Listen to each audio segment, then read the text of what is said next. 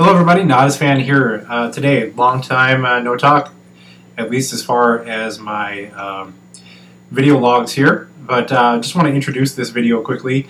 I have been absent from making videos in mass recently due to a lot of family things going on. I just had recently had my grandmother pass this last week, spending a lot of time with her before she passed, and now planning arrangements and all those things have kept me quite busy and away from my computer and away from my gaming consoles, etc. Couple of that, it's been a rough year. I lost my mom unexpectedly back in January at the age of 55. That has made it a rough year. So anyway, here's hoping for a better 2011. Happy holidays to everyone. Hope you are having a nice Christmas, New Year's, whatever it is you are celebrating at the moment, but happy holidays. And right now I'm just introducing to you episode 20 of the Joe Broadway My Player series. Yes, this will go up to Machinima Sports as well, but I thought before I send it their way, I will give you guys a peek at it, you the subscribers and those of you who check out my channel on a regular basis, all that. So this is my little Christmas gift, if you will, to you. Episode 20 of Joe Broadway, and it is a doozy. It's a turning point in many ways in Joe's career. So hope you enjoy it, and I will be hoping to get back into all your favorite series in full force very shortly. So thanks for sticking with me. Thanks for pushing me over 4,000 subscribers late this year. I couldn't do any of this without you guys watching and having a desire to see my videos, and for all that and all the great feedback. I can't thank you anymore. So without further ado, here is Mr. Joe Broadway. Hello and welcome to the 20th episode of the Joe Broadway My Player series. This is Nadasfan. When we last left Joe, he was finishing up an MVP season, a World Championship season, and going through all the things in the off-season that comes with that fame and success. He had some changes to his batting stance, worked with a hitting guru to maximize his power even more so and increase his legacy among the Major League Baseball community. So as we work towards a Hall of Fame career, of course, that's obviously the goal of this mode, Joe settles into regular season play, and he has requested yet another position change.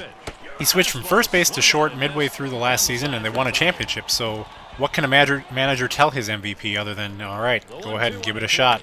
And that is what Joe will indeed do. Throws to first, side is retired.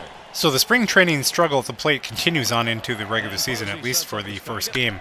Now, fielding his new position, he snabs a hot liner headed towards left field over his head. He's able to snag it in. Pretty impressive start, debut at third base. And here's a little more routine of a play. Grounder in front of him that he charges and throws the runner out. So he's playing in here looking for a possible bunt. He's not going to get a bunt. The ball's hit at him hard. And another put out for Joe at third base. So all is well at the new position so far. And here he gets a hold of one to a very deep part of this ballpark. And it's going to hang up there, hang up there. He seems to be getting too much loft on these balls early in spring training and now here into the opener. Hitting the ball hard and deep, but not deep enough. So the Giants come back home after the series in Houston, and Joe wants to work on his base running. That's no secret. One of his goals is to hit 20 homers and steal 20 bases at a minimum this year. That's the goal he's picked out. So we're going through a base running drill here, trying to get good leads and good jumps and steal bases. And as you see, Joe is doing fairly well at getting himself off to second base and getting some steals that way, at least in this drill.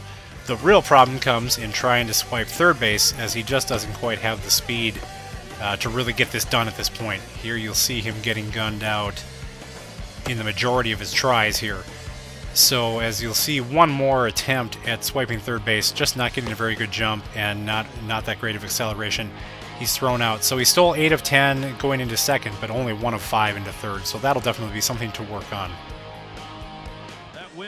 So we jump right back into season play here. Atlanta is in town in San Francisco, and Joe fielding a nice, starts a nice double play here from his third base position. And coming up here, you are going to see one heck of a crazy play. Watch him field this ball to the right, and did he just do what I think he just did? He flipped that ball to the pitcher backhanded out of his glove. Pitcher completes the putout. Watch this again in slow motion here. Hit down the line, and I'd like to tell you I planned this. Most definitely did not. I somehow hit the throw button early, I believe, and he ends up flipping the ball backhanded to the pitcher for the marvelous putout. You probably won't see that one very often. Is he going to try it again? Nope. This one more conventionally thrown over to first base by himself. But Joe showing off as only Joe can there. So 3-2 ball game. Atlanta's got the lead. Joe charges one towards the gap again. It's deep. Could it be a grand slam and a good roll to the season? No. Once again, a long deep fly out. So frustrations have boiled over. Joe and the manager get into it after the game about why Joe is not producing at the plate. Things got ugly, folks, I hate to tell you, but things were said that probably should not have been said on either side, and it got into talks about how something needed to be done quickly. If you think a change of scenery will help your career, go for it, but be aware that you will lose your team goal for this season if you change teams. To steal a line from the wonderful hockey movie Slapshot, the great goaltender Denny Lemieux said, "Trade me right freaking now," and that is what Joe Broadway requested. And calls were made throughout the night to find a possible suitor. This was a possible cancer to the clubhouse. Something needed to be done, and of course, there are many teams willing to offer a spot for an MVP player. Joe ends up with the Boston Red Sox in a trade. I'd like to tell you what they traded for him, but they never tell you in this game. You pretty much pick the team, and away you go. So here he is, now a Boston Red Sox, about to make his debut here. You ask, why is he wearing 34? That, of course, is David Ortiz, the Big Papi's number. Well, you remember how Joe beefed up over the winter when, on such short notice, the only uniform that they could find that was in Joe's size was Big Papi's. So they removed the nameplate, put Broadway's name on there, and in a pinch, he's number 34 for the opener here.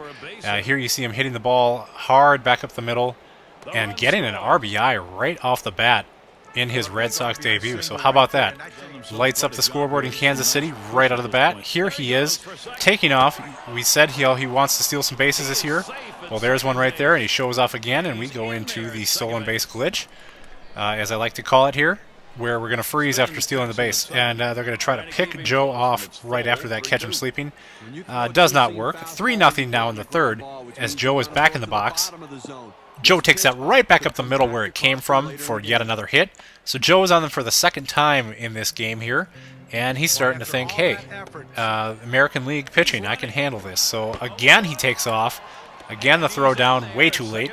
So 2 hits and 2 stolen bases on the day, and it's only the third inning. So here he's at second, and this ball is going to get away briefly from the catcher. There'll be no throw down to third, as he will advance there on the passed ball, I guess you would call it. And here is a chance for him to tag up, hit to not so deep center field, but he's going to give it a try, and he's going to get in there. So there's a hustle run scored by Joe, getting around the bases and getting in on the sac fly.